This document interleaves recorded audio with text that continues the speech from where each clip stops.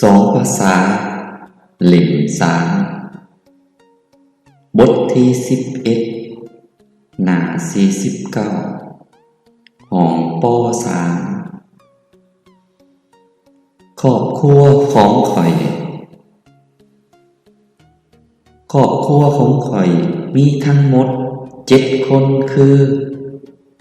ปู่ย่าพ่อแม่อ้ายเอื้อยและข่อยเองข่อยชื่อเฒ่าคำดีอายุ8 ปี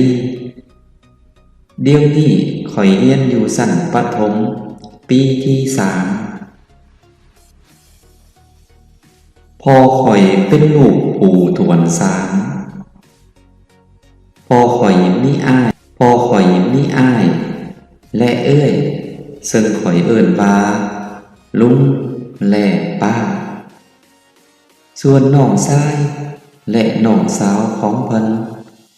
ข่อยเอิ้นว่าอ้าวและอาปู่ย่าเคยเล่าสู่ข่อยฟังว่าพวกเพิ่นมีลูกนำกัน5 คนนอกนี้ข่อยยังมีพ่อเฒ่าและแม่เฒ่าซึ่งเพิ่นเป็นพ่อและแม่ของแม่ข่อยแต่พวกเพิ่นบ่ได้อยู่ในครอบครัวเดียวกับข่อยอ้ายและเอื้อยของแม่ข่อยเอิ้นว่าลุงและป้า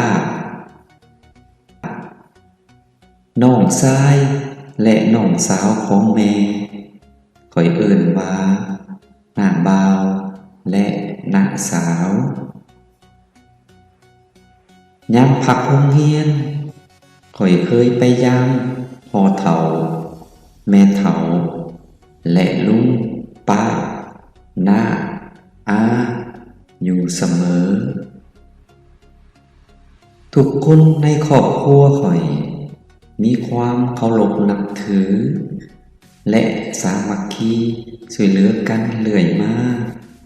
จึงพาให้ครอบครัวของข่อยมีความสุขความสบาย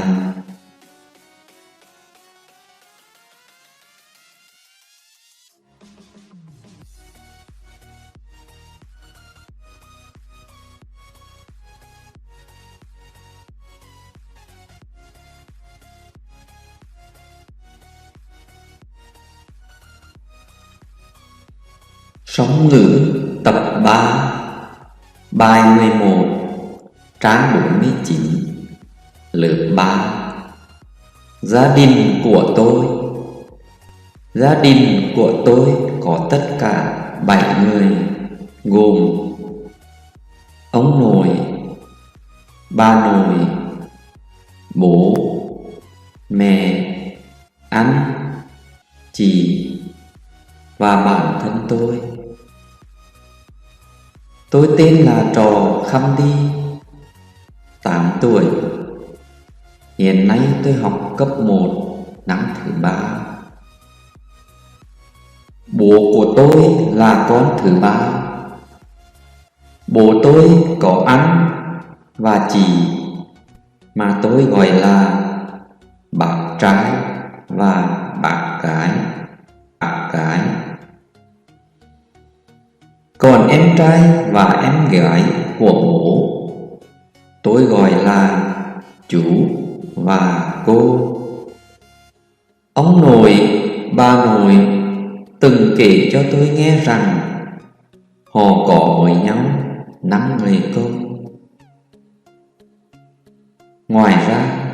tôi còn có ông ngoại và bà ngoại là bố và mẹ của mẹ tôi. Nhưng ông bà không ở cùng với gia đình tôi. Anh và chị của mẹ tôi gọi là bác trai, cậu và bác gái.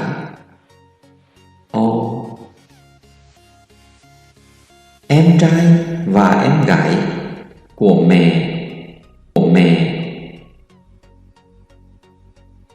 Tôi gọi là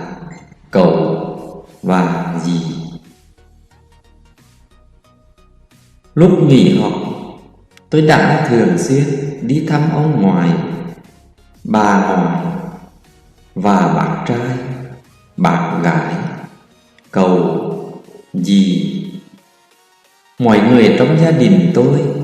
đều có lòng kính trọng và đoàn kết giúp đỡ nhau cho đến nay, khiến gia đình của tôi